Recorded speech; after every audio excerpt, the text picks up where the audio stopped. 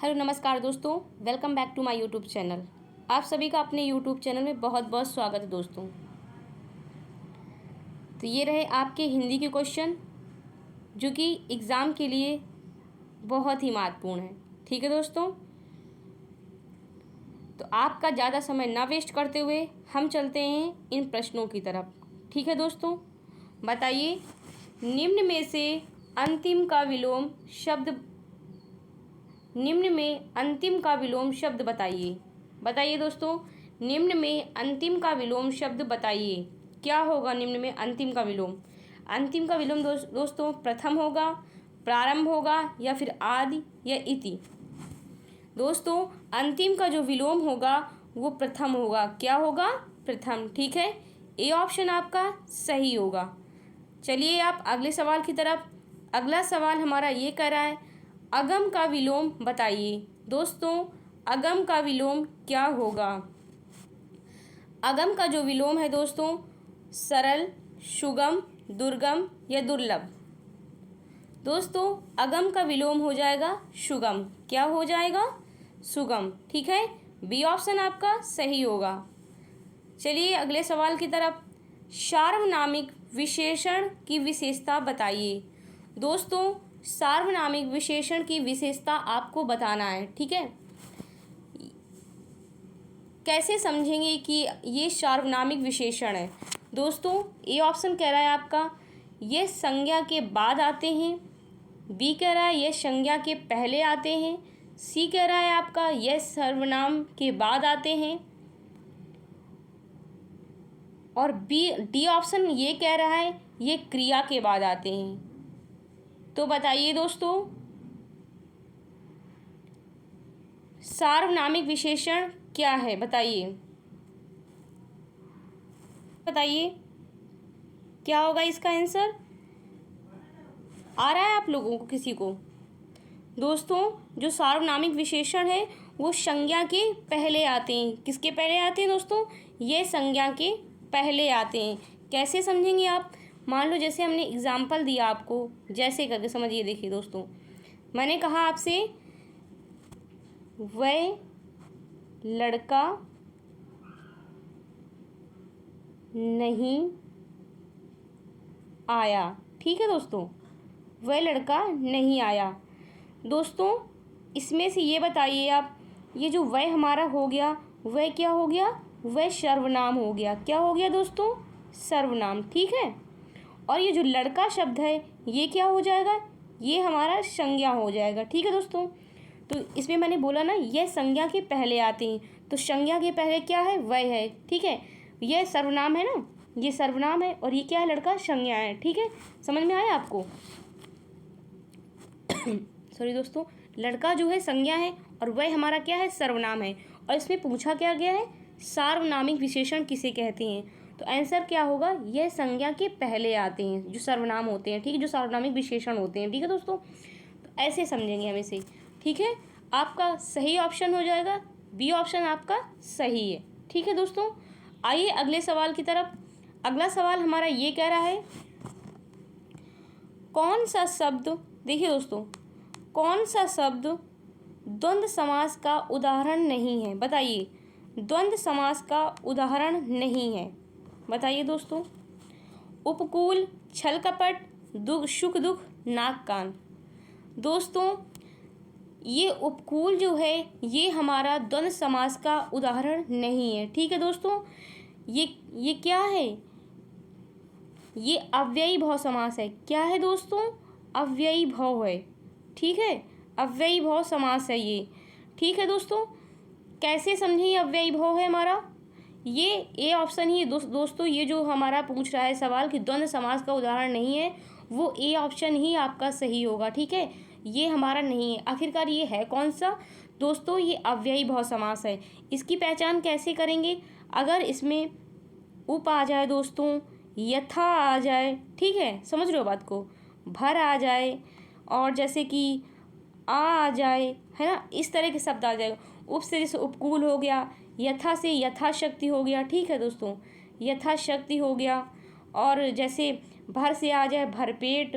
ठीक है, भरपेट। तो ये सब के सब किसके अंतर्गत आएंगे दोस्तों? ये अव्ययी बहु समास के अंतर्गत आएंगे।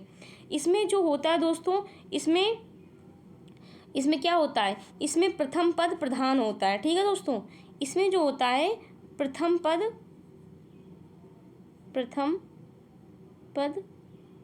प्रधान होता है। ठीक है दोस्तों, अव्ययी भाव में प्रथम पद प्रधान होता है, लेकिन इन सब में क्या होता है, इन सब में दोनों पद प्रधान होते हैं। ठीक है दोस्तों, इसमें दोनों पद प्रधान होते हैं। ठीक है दोस्तों, इसमें दोनों पद प्रधान होते हैं आपके। तो छल कपट सुख दुख नाक कान ये किसके अंतर्गत हैं? ये द्वंद्व समास के अंतर्गत हैं। उपकूल जो है ये हमारा द्वंद्व समास के अंतर्गत नहीं है दोस्तों। ठीक है, समझ में आया आपको? आइए अगले सवाल की तरफ। अगला सवाल हमारा ये कह रहा है दोस्तों, प्रारंभ से लेकर अंत तक के लिए एक शब्द है, अर्वाचीन, प्राचीन, अधोपांत या तत्कालीन। बताइए दोस्तों, प्रारंभ से लेकर के अंत तक के लिए एक शब्द आप क्या कहेंगे? दोस्तों ये अधोपांत होता है। क्या होता है? अधोपांत। सी ऑप्शन आपका सही है। आइए अगले सवाल की तरफ। अगला सवाल हमारा कह रहा है, जिसका जन्म निम्न वर्ण में हुआ हो उसके लिए एक शब्द है। दोस्तों जिसका जन्म निम्न वर्ण में हुआ हो उसके लिए जो एक शब्द है, बताइए क्या होगा? अनुसूचित होगा या फिर अछूत होगा, अंत्यज होगा या फिर इनमें से कोई नहीं। दोस्तों जिसका जन्म निम्न वर्ण में होता है उसे हम अंत्यज कहते हैं। क्या कहते हैं? अंत्यज। ठीक है, सी ऑप्शन आपका सही है। आइए अगले सवाल की तरफ। निम्न में से तत्सम शब्द बताइए दोस्तों। तत्सम शब्द क्या होगा? संस्कृत का जो शब्द होता है। ठीक है, आमलक होगा, आंवला होगा, अवला होगा या फिर आम होगा। बताइए दोस्तों तत्सम शब्द इसमें से कौन सा है? दोस्तों इसमें सही शब्द आपका होगा ए। ठीक है, आमलक होगा। आमलक क्या है? आमलक जो है तत्सम शब्द है। ठीक है, ए ऑप्शन आपका सही है। और इसका तद्भव क्या होगा? ये आंवला हो जाएगा। ठीक है, इसका तद्भव है, ठीक है दोस्तों, ये क्या है? ये तद्भव है, तद्भव। ठीक है, ये जो है ये वर्ड ये तद्भव है तत्सम का। ठीक है, आमलक जो हमारा है ये तत्सम शब्द है। ए ऑप्शन आपका इसमें सही होगा। आइए अगले सवाल की तरफ दोस्तों। देखिए अगला सवाल क्या कह रहा है हमारा, इसमें भी आपको तत्सम शब्द ही बताना है। करोड़, पीपल, तेल, दिन। बताइए दोस्तों इसमें सही शब्द आपका दिन होगा। ठीक है, दिन होगा। डी ऑप्शन आपका सही है। अगर मैं पूछ दूं दिन का तद्भव क्या होगा तो आप लोग क्या कहेंगे? दिवस। क्या होगा? दिवस। ये क्या हो गया दोस्तों? ये हमारा तद्भव शब्द हो गया। किसका? दिन का। ठीक है, दिन का तद्भव दिवस हो गया। ठीक है दोस्तों, आइए अगले सवाल की तरफ। 9वां नंबर सवाल हमारा कह रहा है दोस्तों, क्या कह रहा है? निम्न में से तत्सम शब्द बताइए। इसमें भी आपको तत्सम शब्द बताना है दोस्तों। आज होगा, कर्पूर होगा, धीरज होगा या तुरंत होगा। दोस्तों इसमें कर्पूर होगा। क्या होगा? कर्पूर। अगर मैं कर्पूर, ये क्या हो गया? तत्सम शब्द हो गया। सही ऑप्शन क्या हो गया? बी। ठीक है, अगर मैं पूछूं इसका तद्भव क्या होगा? तद्भव हो जाएगा कपूर। ठीक है, क्या हो गया? तद्भव इसका कपूर हो गया। ठीक है दोस्तों, आइए अगले सवाल की तरफ। 10वां नंबर सवाल। 10वां नंबर सवाल हमारा ये कह रहा है दोस्तों, क्या कह रहा है? दिए गए शब्द संख्यावाचक विशेषण के किस भेद के अंतर्गत हैं? दोस्तों जो शब्द दिए गए हैं वो संख्यावाचक विशेषण के किस भेद के अंतर्गत आते हैं? समझ रहे हैं बात आपको? ये जो पहला दूसरा ये शब्द दिए गए हैं और आपको ऑप्शन देख करके बताना है पहला दूसरा जो शब्द है ये किस संख्यावाचक विशेषण के अंतर्गत आएंगे। ठीक है, क्रमवाचक, गणनावाचक, आवृत्तिवाचक या इनमें से कोई भी नहीं। बताइए पहला दूसरा किसके अंतर्गत आएंगे दोस्तों?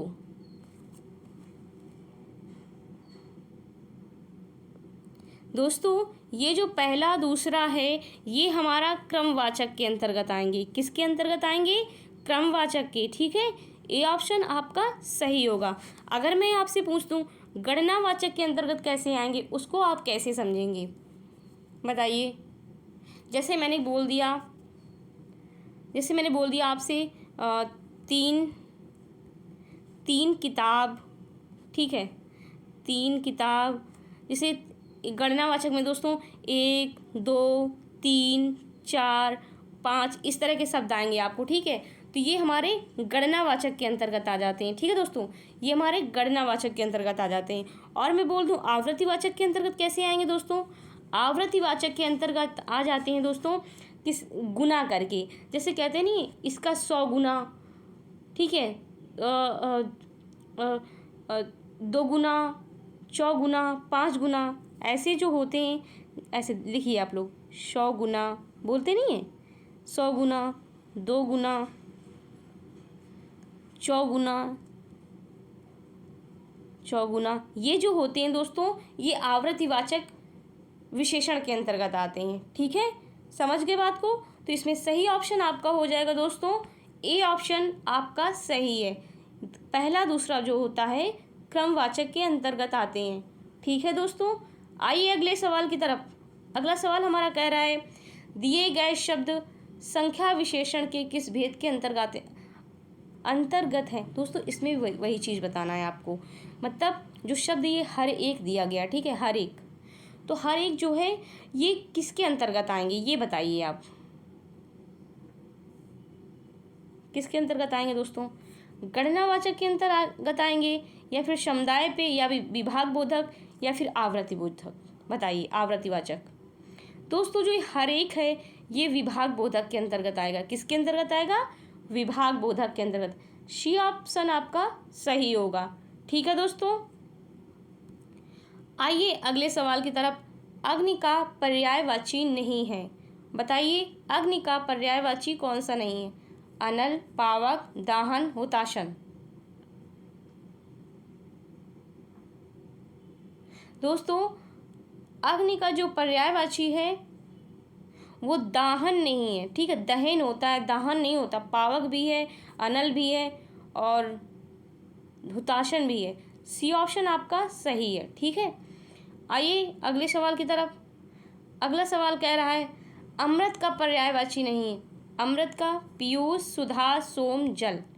दोस्तों पीयूष भी है, सुधा भी है, सोम भी है और जल आपका नहीं है। डी ऑप्शन आपका सही हो जाएगा, ठीक है दोस्तों।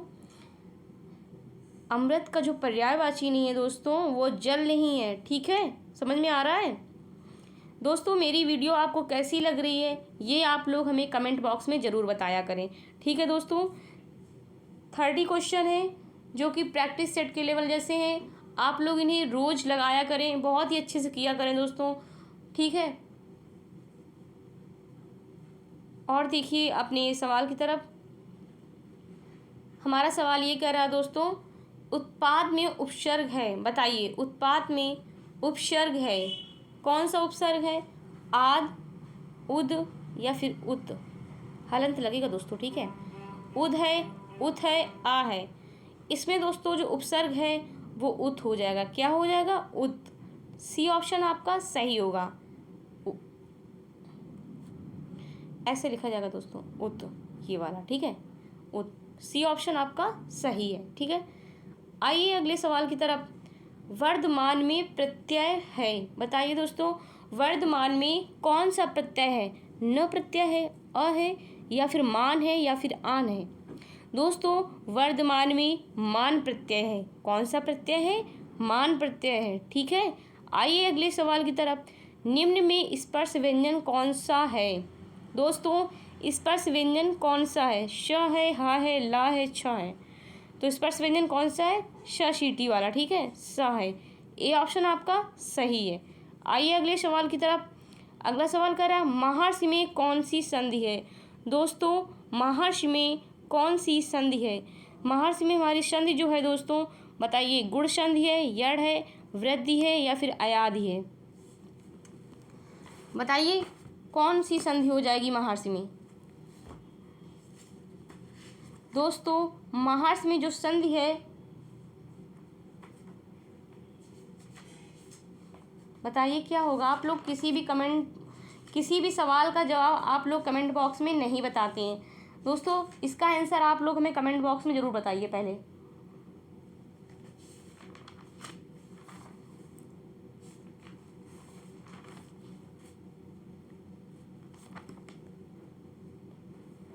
बताइए क्या होगा इसका आंसर। किसी का कोई रिप्लाई नहीं आ रहा है। गुण संधि होगा। क्या होगा दोस्तों? गुण संधि होगा। ए ऑप्शन आपका सही है। ठीक है, आइए अगले सवाल की तरफ। माता पिता में कौन सा समास है दोस्तों? बताइए। द्वंद्व है, द्विगु है, कर्मधार है या तत्पुरुष? दोस्तों माता पिता में द्वंद्व समास है। कौन सा समास है? द्वंद्व समास है। ए ऑप्शन आपका सही है। इसमें दोनों पद क्या होते हैं? प्रधान होते हैं। ठीक है, आइए अगले सवाल की तरफ। अगला सवाल हमारा कह रहा है दोस्तों, दाम लगाना मुहावरे का अर्थ है। दोस्तों दाम लगाना मुहावरे का अर्थ है मूल्य आंकना, पूरी कीमत देना, दोस्तों लगात लिखा है इसमें, लागत मात्र होगा। ठीक है, लागत मात्र देना। यहाँ पे ऐसे कर लीजिए आप लोग, ये गा गाड़ देना। ठीक है, बड़ा की मात्रा, लागत मात्र देना या फिर मोल भाव करना। दोस्तों इसमें जो सही ऑप्शन हो जाएगा वो मूल्य आंकना हो जाएगा। क्या हो जाएगा? मूल्य आंकना। ये ऑप्शन सही होगा। ठीक है दोस्तों,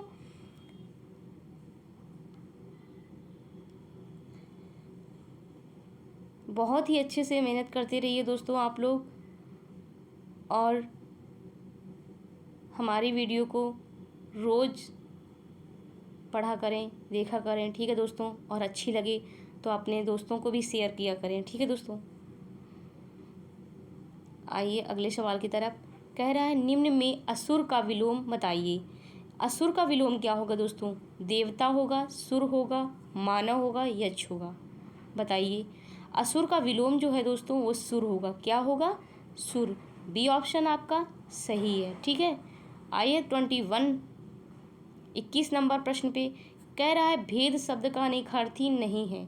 बताइए दोस्तों, निम्न में भेद शब्द का अनेकार्थी नहीं है। फूट, रहेश, छेदन, दर। इसमें सही ऑप्शन जो है दोस्तों वो दर होगा। क्या होगा? दर। डी ऑप्शन आपका सही है। ठीक है दोस्तों, आइए 22 नंबर सवाल पे। 22 नंबर सवाल हमारा कह रहा वर्ण ना, मा तथा ड़ा का उच्चारण स्थान क्या है? बताइए। ड़ा, ये जो ना बना है, ना, मा, ड़ा का उच्चारण स्थान क्या है? कंठ है, नासिक है, तालु है या फिर ओष्ठ है? बताइए क्या हो जाएगा दोस्तों? ये नासिक हो जाएगा। कौन सा वर्ड हो जाएगा? नासिक हो जाएगा। अगर मैं कंठ वाला पूछूं आपसे तो क्या हो जाएगा? कंठ का जो है दोस्तों वो का हो जाएगा। ठीक है, क्या हो जाएगा? का वाली लाइन कंठ के अंतर्गत आ जाएगी। तालु के अंतर्गत कौन सी है? तालु के अंतर्गत शा हो जाएगा। ठीक है दोस्तों, समझ रहे हैं बात को आप लोग? और ओष्ठ्य के अंतर्गत कौन से आएंगे दोस्तों? ओष्ठ्य के अंतर्गत जो पा होते हैं, पा, फा, बा, भा, ये जो है लाइनें ये आ जाएंगी। ठीक है दोस्तों, ये ओष्ठ के अंतर्गत आ जाएंगी। तो इसमें सही ऑप्शन क्या है आपका? बी। ठीक है, बी ऑप्शन आपका सही है। आइए अगले नंबर सवाल पे। अगला नंबर सवाल हमारा कह रहा है 23 नंबर सवाल है, निम्न में स्त्रीलिंग शब्द है। पंख है, पंछी है और पंक्ति है या फिर पक्षी है? दोस्तों इसमें स्त्रीलिंग शब्द जो है वो है पंक्ति हो जाएगा। क्या हो जाएगा? पंक्ति। सी ऑप्शन आपका सही है। बादलों के समूह को देखिए दोस्तों, अगला प्रश्न क्या कह रहा है आपका? बादलों के समूह को क्या कहते हैं? रास, गुच्छा, घटा, अंबार। दोस्तों बादलों के जो समूह होते हैं उनको हम घटा कहते हैं। क्या कहते हैं? घटा। सी ऑप्शन आपका सही होगा। ठीक है दोस्तों, घटा कहते हैं उनको। आइए अगले नंबर सवाल पे। कैंची किस भाषा का शब्द है? तुर्की, जापानी, पश्तो, अरबी। दोस्तों कैंची जो है वो तुर्की भाषा का शब्द है। किसका है? तुर्की भाषा का। ए ऑप्शन आपका सही होगा। 26 नंबर सवाल पे आइए। कह रहा है निम्न में द्रव्यवाचक संज्ञा है। दोस्तों कोयला, साहस, सूरज, विद्यार्थी। बताइए दोस्तों, जो साहस है ये तो हमारी भाववाचक संज्ञा हो गई। कौन सी हो गई? भाववाचक। ठीक है, ये हो जाएगी दोस्तों, ये भाववाचक हो जाएगी। ठीक है दोस्तों, ये थोड़ा सा देख लीजिएगा आप लोग, भाववाचक संज्ञा हो जाएगी। ठीक है, ये भाववाचक संज्ञा हो जाएगी। अगर मैं विद्यार्थी का पूछ दूँ तो विद्यार्थी हमारी क्या हो जाएगी, विद्यार्थी दोस्तों हो जाएगी हमारी जातिवाचक संज्ञा। ठीक है, ये हो जाएगी जातिवाचक संज्ञा। ओके, समझ में आ रहा है आप लोगों को दोस्तों, ये जातिवाचक संज्ञा हो जाएगी। ठीक है, और जो हमारा द्रव्यवाचक पूछ रहा है, तो द्रव्य क्या हो जाएगा दोस्तों, ये कोयला हो जाएगा हमारा, कोयला जो हमारा द्रव्यवाचक है। ठीक है, ए ऑप्शन हमारा सही होगा। जैसे कि सोना हो गया, चांदी हो गया। ठीक है, चांदी, लकड़ी, जितने भी लड़की लिख गया दोस्तों सॉरी यहाँ पे लकड़ी लिखना है आपको। ठीक है, क्या लिखना है, लकड़ी, लकड़ी। अगर मैं 2 वर्ड लिख दूँ लड़की और लकड़ी तो आप लोग कंफ्यूज हो जाएंगे। यहाँ पे लकड़ी लिखा होगा वो लड़की ही पढ़ेंगे आप लोग ना। यहाँ पे लकड़ी होगा, क्या होगा दोस्तों, लकड़ी। जितने भी मटेरियल नाउन होते हैं मतलब वो द्रव्यवाचक संज्ञा के अंतर्गत आएंगे। ठीक है दोस्तों, सोना, चांदी, लकड़ी, ये कोयला, ये हमारा द्रव्यवाचक संज्ञा है। ठीक है, तो ए ऑप्शन आपका सही है। ठीक, समझ में आ रहा है। आइए अगले नंबर सवाल पे दोस्तों। गर्मी बहुत है मानते हैं, लेकिन पढ़ाई भी हमारी बहुत ज़रूरी है, ये भी हम जानते हैं, है ना।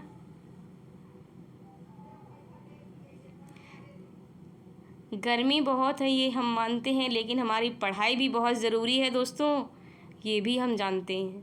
फिर मेहनत क्यों नहीं कर रहे हैं, करिए। शिल्पगत आधार पर दोहे का उल्टा छंद है, बताइए दोस्तों। शिल्पगत आधार पर दोहे का उल्टा छंद क्या हो जाएगा, रोला, चौपाई, सोरठा, बरवें। दोस्तों दोहे का उल्टा जो होता है वो हमारा सोरठा होता है। क्या होता है, सोरठा। ठीक है, सी ऑप्शन आपका सही होगा। आइए 28 नंबर प्रश्न पे। 28 नंबर प्रश्न हमारा कह रहा है दोस्तों, दोहा और रोला के संयोग से बनने वाला छंद है। बताइए दोस्तों, दोहा और रोला के संयोग से बनने वाला छंद कौन सा है, बताइए दोस्तों, फटाक से बताइए इसका आंसर। आप लोग बताइए क्या होगा इसका आंसर। बोल रहा है छप्पे होगा, बताइए क्या होगा, आप लोग बताइए।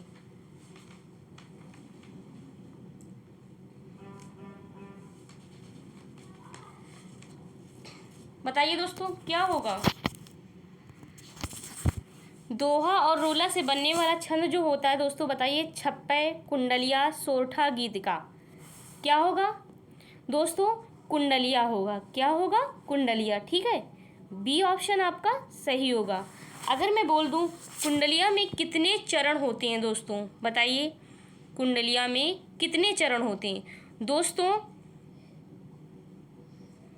कुंडलिया में 6 चरण होते हैं। कितने चरण होते हैं दोस्तों, 6 चरण होते हैं कुंडलिया में। ठीक है, अगर मैं बोल दूं इसके प्रत्येक चरण में कितनी मात्राएं होती हैं, इसके प्रत्येक चरण में कितनी मात्राएं होती हैं दोस्तों, जो मात्राएं हैं वो कितनी होती हैं, बताइए आप लोग। इसके प्रत्येक चरण में जो मात्राएं हैं दोस्तों वो 24 होती हैं। किसमें, कुंडलिया में। ठीक है, अच्छे से याद कर लो। अगर मैं पूछ दूं क्या छप्पे में कितने चरण होते हैं दोस्तों, छप्पे में भी हमारे 6 चरण होते हैं। ठीक है, कितने होते हैं, 6 चरण। ठीक है, समझ में आ रहा है बात। हेलो दोस्तों, समझ में आ रहा है, बताइए आप लोग कमेंट बॉक्स में पहले बताइए। आप लोग किसी का कोई रिप्लाई नहीं आ रहा है, बताइए इसका छप्पन में कितने होंगे दोस्तों, छप्पन में भी हमारे 6 चरण होंगे। ठीक है, अगर मैं पूछ दूँ ये जो दोहा है, दोहा इसमें क्या पूछ रहा है, ये सोरठा है। सोरठा जो होता है दोहे का विपरीत होता है। ठीक है दोस्तों, दोहे का ये विपरीत होता है। ठीक है, और अगर मैं इसमें पूछ दूँ सोरठे में कैसे क्या मात्राएं होती हैं, तो दोस्तों इसमें पहले और तीसरे चरण में पता है कितनी मात्राएं होती हैं दोस्तों, सोरठा में पहले और तीसरे चरण में 11 होती हैं। कितनी कितनी होंगी दोस्तों, 11 मात्राएं। ठीक है, अच्छे से लिख लीजिए आप लोग। पहले और तीसरे चरण में 11 हो जाएंगी, और दूसरे और चौथे चरण में दोस्तों इसमें जो मात्राएं होंगी वो 13 हो जाएंगी। कितनी कितनी मात्राएं हो जाएंगी, 13। ठीक है दोस्तों, 13 मात्राएं हो जाएंगी। ठीक, समझ में आया।